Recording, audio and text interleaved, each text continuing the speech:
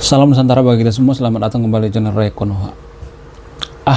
Ini mah cuman prank doang kali ya. Cuman ya ngerjain netizen doang kali ya. Cuman nyari follower kali ya. Mereka ini berantem kayaknya gara-gara ini ya, follower gitu. Biar mereka viral gitu. Cuman settingan doang gitu. Pura-pura doang berantemnya. Jadi yang saya maksud pura-pura berantem itu adalah Raymond Chin versus Timothy Ronald. Mungkin antara sahabat yang nonton video ini sudah familiar dengan Raymond Chin ya, atau Timothy Ronald ini. Nah, kalau menurut saya pribadi ya, mereka ini hanya pura-pura aja berantem gitu. Biar apa? Biar menarik attention daripada netizen ya. Kan di sosial media itu banyak ya pendukung Raymond gitu, menghujat gitu, pendukung Timothy. Pendukung Timothy juga nggak kalah fanatik gitu, menghujat balik gitu. Jadi kita yang menghujat mereka itu tidak lebih kaya daripada orang-orang ini ya. Ya, saya ngikutin bener itu kasus daripada orang ini dari awal gitu. Menurut saya mereka ini nggak berantem beneran, hanya pura-pura doang gitu. Ya, aktingnya luar biasa gitu, kayak meyakinkan gitu. Nah, yang jadi pertanyaan, saya melihat ada pesan moral ya, ada semacam keunikan ya di antara permasalahan Timothy Ronald dengan Raymond Chin ya. Jadi kalau saya boleh melihat pelajaran dari sini ya, ada hal yang sangat menarik. Apa itu? Kalau misalnya sesama ekonom misalnya, atau fisikawan berdebat misalnya, atau sesama filsuf berdebat misalnya, atau sesama influencer seperti Timothy Ronald dengan Raymond Chin ini berantem, atau berdebatlah, jangan berantem gitu, jangan pukul-pukulan, maksudnya berdebat, mereka akan menghasilkan ilmu baru atau menghasilkan pemahaman baru yang bisa kita pelajari, yang bisa kita dapatkan. Namun berbeda jauh dengan pemuka agama. Kalau pemuka agama itu debat ya, debat antar agama gitu ya, antar umat beragama debat, atau seagama sekalipun ya, satu aliran sekalipun, kalau mereka debat itu akan menghasilkan konflik ya. Sekali lagi saya katakan, kalau pemuka agama itu debat dari dulu itu, ada sih yang nggak sampai gotok-gotokan gitu, sampai main fisik, ada, nggak sampai perang gitu, ada, tapi 1 dari 1000 orang gitu. Pada umumnya mereka ini kalau debat biasanya perang, konflik, bahaya emang. Karena apa? Karena agama ini kan doktrinisasi kan, dogma. Jadi orang yang beragama itu biasanya, pemuka-pemuka agama itu kan biasanya kan a priori ya, kalau nggak merah hitam gitu, jadi kalau nggak putih merah, jadi harus saklek. Kalau nggak hitam putih, harus yang dua ini, nggak ada warna abu-abu. Jadi pemuka agama kalau berdebat seperti itu. Tapi kalau selain pemuka agama ya, saya melihat seperti influencer misalnya, Raymond Chin ini sama Timothy Ronald ini, ketika mereka berdebat tanpa kita sadari, mereka itu mendapatkan benefit baru. Kita melihat peluang baru. Apa itu? Jualan kelas. Iya, Anda tidak salah dengar, jualan kelas. Timothy Ronald jualan kelas, Raymond Chin juga jualan kelas, malah membludak gitu orang yang mau belajar sama orang ini. Jadi luar biasa kan, powerful banget kan, mereka menciptakan berantem gitu ya, pura-pura berantem gitu biar menarik attention masyarakat, karena mereka tahu betul gitu bagaimana cara menarik attention masyarakat. Saya juga influencer kok, maksudnya saya juga content creator ya, saya tahu cara menarik gitu perhatian masyarakat. Jadi warga Konoha itu lebih tertarik pada sesuatu hal yang kontroversial ya, walaupun kontroversial itu tidak terdidik atau berpendidikan. Misalnya contoh, kenapa Vicky Prasetyo itu bisa tenar sampai sekarang viral gitu, atau Fajar Set Boy gitu, karena kontroversi, bukan karena prestasi. Jadi warga Konoha itu tidak menyukai prestasi, enggak menyukai. Mereka itu sangat senang yang namanya kontroversi. Makanya sinetron di Konoha itu laku keras ya. Karena apa? Seperti kasus yang viral baru-baru ini, seperti Farhad Abbas ya, Densu, Agus, Novi, itu kan lagi viral kan. Kenapa mereka ini viral? Karena itu yang disukai masyarakat, attention. Itu yang diminati masyarakat. Jadi masyarakat Konoha itu sangat suka yang berbau kontroversi. Makanya mereka menciptakan, antara Timothy dan Remoncini ini menciptakan, ya pura-pura berantem lah gitu, ya. Pura-pura berantem. Karena itu yang menarik perhatian gitu. Makanya follower mereka itu naik pesat gitu. Pura-pura berantem, pura-pura berdebat. Dan mereka menghasilkan gitu, menghasilkan cuan dan menghasilkan ilmu baru gitu. Saya juga dapat belajar ilmu dari Remoncini gitu, dari Pak Timothy Ronald ini. Saya banyak dapat ilmu kripto, saham, investasi dan lain sebagainya. Saya banyak belajar dari beliau ini juga ya. Ya. Jadi kita harus berterima kasih pada dua orang. Terserah siapa yang salah gitu. Saya berterima kasih banget. Kalau mereka nggak kontroversi, nggak seperti ini, saya juga nggak bakalan memperhatikan mereka ini gitu. Jadi sama halnya dengan, kita ambil contoh lain misalnya, para ekonom dunia misalnya. Dulu pernah berdebat ya, antara ekonom dunia seperti Adam Smith dengan Ricardo ya. Jadi Adam Smith dengan Ricardo ini memperdebatkan apakah sebuah negara itu bisa diterapkan sistem ekonomi kapitalis. Jadi Adam Smith itu kan bapak kapitalis dunia kan. Ekonom Tulen ya, beliau ini berasal dari Scotland. Beliau ini penggagas daripada kapitalisme, di mana sampai sekarang masih dipergunakan ya gagasan beliau ini, yaitu sistem kapitalisme. Jadi Ricardo, ada ekonom lain menyenggola gitu atau berdebat dengan Adam Smith ini. Kapitalis itu tidak bisa diterapkan di semua negara. Kapitalis itu hanya dicocokkan pada negara yang sudah mapan ya. Kalau negara yang belum mapan seperti Konoha misalnya, nggak mungkin pakai kapitalis kan. Itulah alasannya kenapa di Konoha itu menggunakan sistem ekonomi campuran, Pancasila, sosialis, kapitalis juga kita pakai, tapi nggak seperti Amerika gitu. Mereka itu kan lebih kental dengan kapitalis kan. Negara tidak mencampuri masalah swasta kan, itu kan kapitalis ya. Berlomba-lomba mencari keuntungan sebanyak-banyak, itu kan sistem kapitalisme ya. Jadi sistem kapitalis ini kan dibenci ya. Orang yang lagi di bawah nih, kita lagi di bawah, posisi di bawah, kita sangat membenci kapitalis kan. Tapi kalau kita lagi di atas nih, kita punya perusahaan misalnya, banyak omset misalnya, atau banyak ya beli saham misalnya, kita sangat menyukai kapitalis kalau kita di atas. Tapi kalau kita di bawah itu sangat membenci yang namanya kapitalis. Ini yang dikomplain oleh Ricardo, dan lahirlah ilmu baru, yaitu sistem ekonomi campuran. Jadi dari dua perdebatan ini lahirlah ilmu baru. Jadi setiap ekonom itu atau fisikawan yang berdebat itu akan menghasilkan ilmu baru. Beda dengan pemuka agama. Kalau pemuka agama berdebat dengan pemuka agama lainnya, ya, mereka tidak akan mendapatkan ilmu baru. Nggak mungkin kan menciptakan agama baru kan? Ya kan? Mereka tidak menolak ilmu baru gitu. Padahal kan bisa aja kalau misalnya kita menciptakan ilmu baru dalam beragama gitu. Ada tradisi baru. Bisa aja sebenarnya. Cuman kita aja yang berlebihan dalam beragama kan. Terlalu kaku gitu dalam beragama.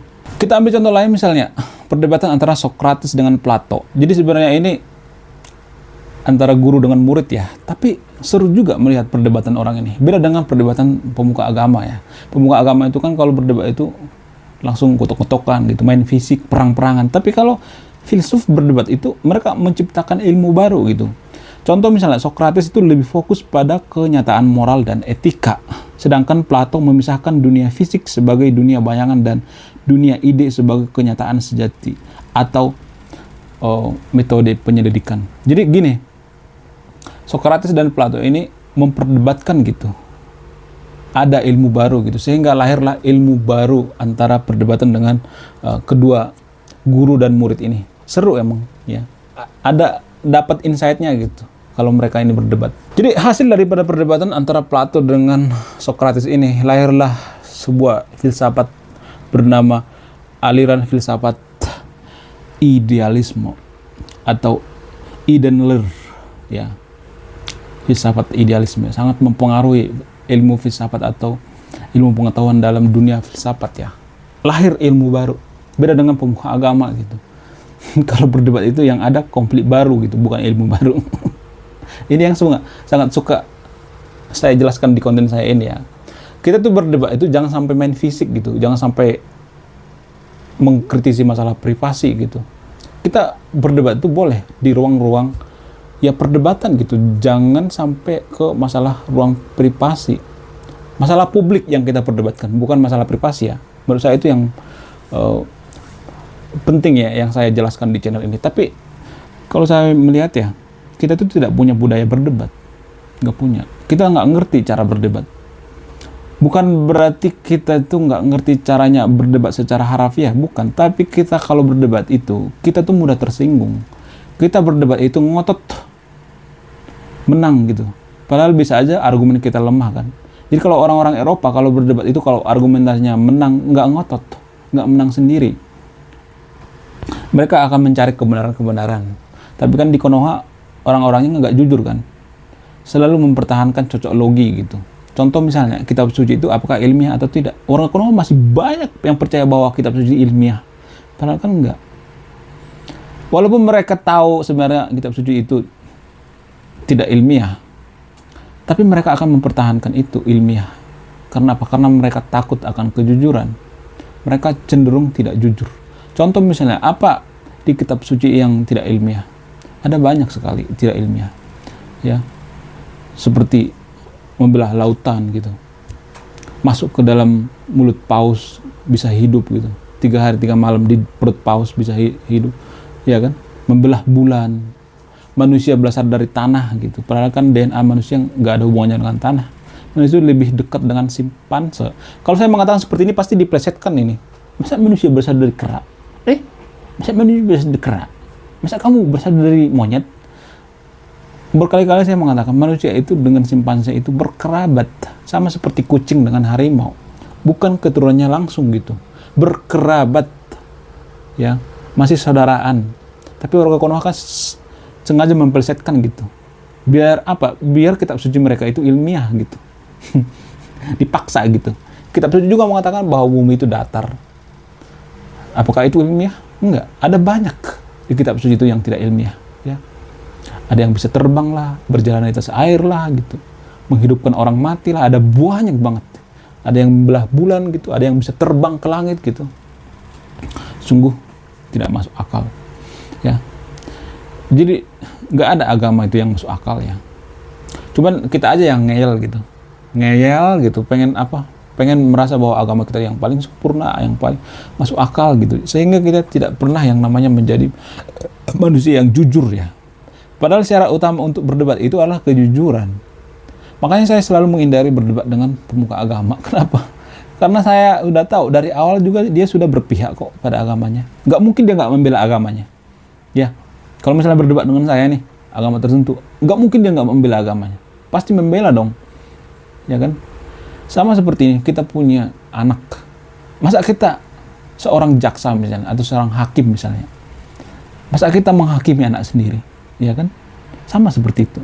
Kalau kita beragama, memperdebatkan agama kita, masa kita menghakimi anak sendiri? Kita harus menjaga dong kan anak sendiri kan. Makanya ada banyak cocologi gitu di Konoha. Di Konoha kan banyak cocologi. Kitab suci kami itu sudah diakui oleh ilmuwan. Ya, tahu nggak? Kitab suci kami itu sudah dibaca oleh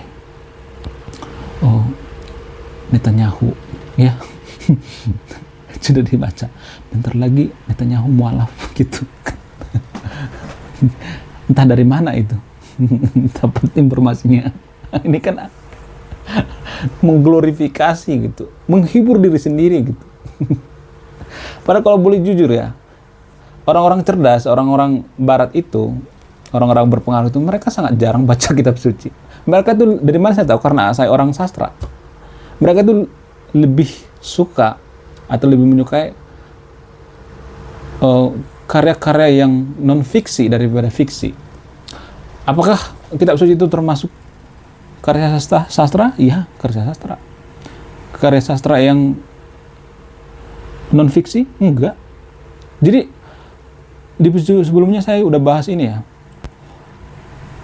Rata-rata orang yang berpengaruh di dunia ini, atau orang-orang super kaya, super tajir itu, mereka tidak membaca buku-buku yang fiktif, fiksi, enggak. Mereka lebih membaca buku yang non-fiksi ya. Tapi kalau saya ngomong seperti ini, pasti nanti saya dirujak sama netizen. Tahu apa lu tentang agama? Ngaji dulu sana, ya kan? Sok tahu lu, gitu. Jadi pemikiran-pemikiran seperti ini yang langsung mematahkan gitu. Orang berpikir cerdas gitu, biar otaknya bertumbuh, nggak bakal bisa. Karena apa? Karena dipatahkan dengan ini. Mereka takut keluar dari zona nyaman mereka sendiri. Mereka takut mengatakan bahwa kitab suci mereka itu tidak ilmiah. Kalau mereka mengakui bahwa kitab suci mereka itu tidak ilmiah, maka pemuka agamanya makan apa? Itu kan yang jadi permasalahan. Justru pemuka agamanya itu yang getol mengatakan bahwa kitab suci kita itu ilmiah, gitu. Gitu. Kalau kan gitu. Pemuka agama itu cuma cuap-cuap doang gitu. Nggak punya kontribusi kepada negara. Mereka hanya bahas tentang selangkangan gitu, bagaimana berpoligami, bagaimana caranya membujuk istri biar dapat janda yang montok, itu kan yang dibahas. Selangkangan terus yang dibahas. Kapan majunya ini negara, ya kan? Apa kalian nggak kapok gitu? Apa nggak kesel gitu, nggak bosan gitu melihat negara ini gitu-gitu aja? Kalau negara kita ini gini-gini aja, berarti ada yang salah. Apa yang salah? Mindset kita, pola pikir kita. Apa yang mempengaruhi pola pikir kita? Agama. Banyak keputusan kita sehari-hari itu berdasarkan agama. Jadi kalau kita tidak bisa merubah tradisi kita dalam beragama, jangan harap negara akan maju. Nggak harap. Jangan berharap. Ya, kubur dalam-dalam gitu. Jadi pada intinya,